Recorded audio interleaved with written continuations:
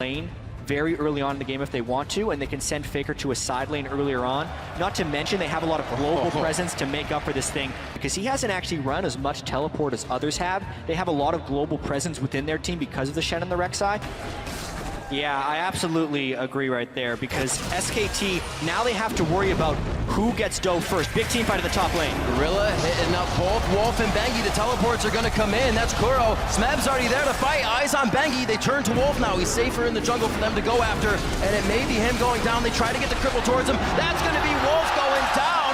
First blood to the Coup Tigers. Remember that Faker is not running teleport. He didn't want to leave the mid lane. He just sat there.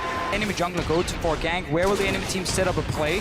They knew, okay, there's a big wave pushing. Our top laner needs help. 4 members go down and assist him. Make sure he can push it out. SKT though Faker's level 6 here. That's an 80 carry left alone on top side. Bray in a real bad spot, and he hopes to get on his knees and do just that. Stays alive a little bit longer. Can Faker get the final hit? Here comes Gorilla. Should be able to pick it up, but it goes to Bray.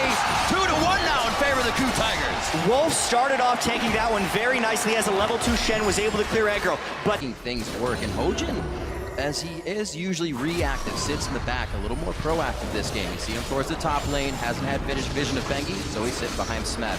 Little action towards the bot side, the teleport coming in right now from Marin. His ultimate is up. They lay down the equalizer. Wolf should be able to get out of this one. Marin into the fight now. Kuro and Prey are the targets, and that's going to be Kuro going down.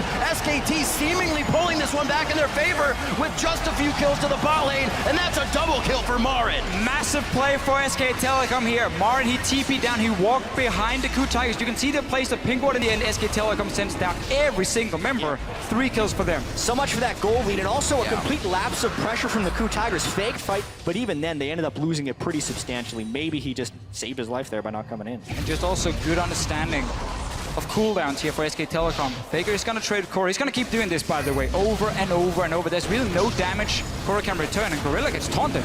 Oh, that teleport is down, so this means the fight is the 3 we have on your screen. That's instantly Bengi getting hit up as the Gorilla gets himself in with the Unbreakable Will. And at Worlds, so really punishing Bengi very early there. The burst damage from Prey and Hojin as he was headbutted straight into all the skill shots. Make short work of Bengi. They're in the wave, pushing Smeb back, knows the jungle pressure is towards the bottom side, so he has time to Faker's deal coming a up. little bit of damage. Marin is baiting this. He just wants to poke down Smeb. He doesn't want to kill him right now. He's waiting for Faker to join. Rek'Sai ultimate as well, just behind their blue, so Bengi should be here in time. They may not even need him. Stand United is on. They hit the end of the taunt by Wolf, and Faker picks himself up a kill now. I have seen so many moves here by SKT. They can take one. And this is what SK Telecom wants to do with their comp. We talked about it in the pick and ban phase, how strong it is.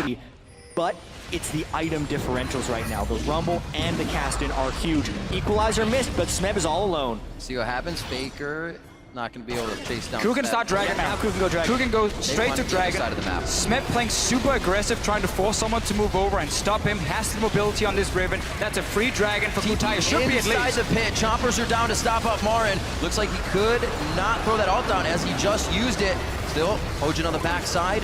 Gorilla throws on the ultimate. That's about to wear off soon. He could be the next one. All flashes forced over by Ku. A chase from Marin and Bengi. Kicked. Faker's range. Faker over the wall. Are they going to be able to take down Kuro? The wild growth is down. The first one is Gorilla. That's going to be few more kills. Hojin and Prey fall to the ground, and they've only lost their support. 8-4 now for SKT. You really got to see the power of the brute items that SKT had picked up. Has completed his death cap, which is the main power spike you get for the Lulu, and Jinx also just picked up a BF sword of extra damage to go through. But honestly, the mobility of SKT is extremely punishing here. That's a lot of love for Gorilla right there. He gets himself out safely. Kuro's throws on the wild growth himself to deter the fight even, and they lose. Get some more kills and really now open up for Baron as well. And now there's so many different plays that they have to pick from. Dragon is up, SKT wants to stop the timer, but Baron also has to defend it. Great stop by Gorilla. Huge knockup. 4 people from SKT. And a choke There's point some though. rockets coming in. Very nicely done. Can they get themselves some more? SKT sees that it's a very bad situation. For a bit of that survivability, but he has not been able to hit a good fight here.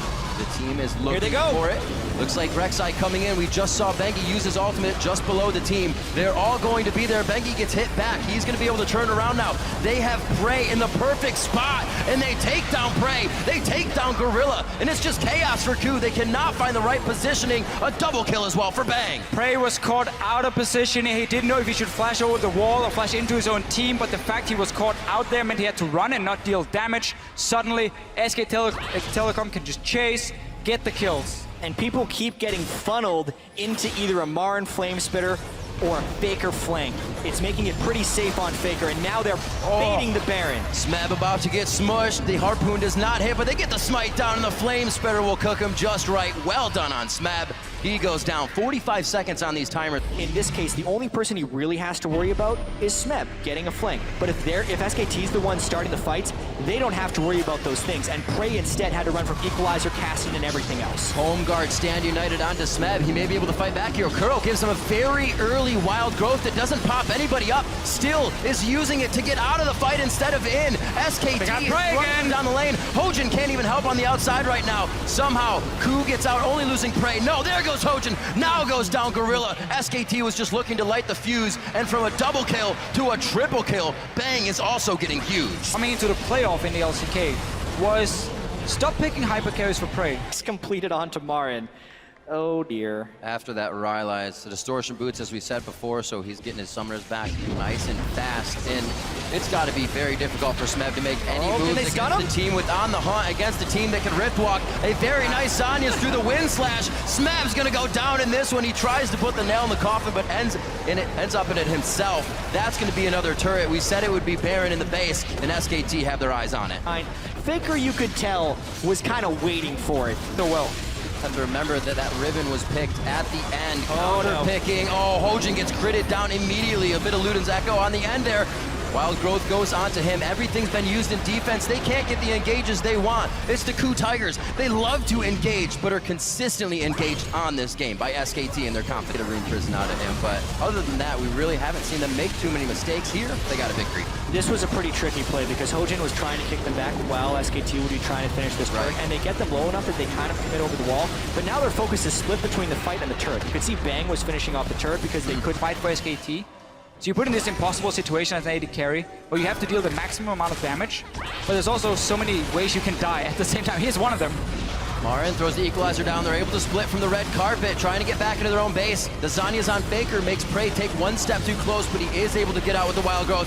Eyes on to Smeb now. Everybody actually focused that. Gorilla's able to come back in, but only hits Faker, and it leaves the backline completely open. Kuro and Prey fall immediately, using both summoners that they can. Teleport still up for Kuro, but back fast enough. Prey kited his heart out, but it wasn't enough. SKT used Zonius properly, ran down the fight, and they'll win the game. That's going to be SKT.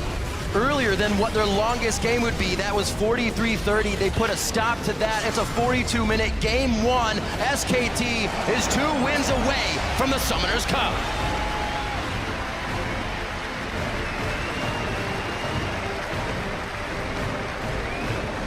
And we just have to look at this early game here. When a Kassadin with no teleport managed to have more of an impact than Kuro here on this Lulu, it looked very, very bad for Ku Tigers because Faker just kept roaming between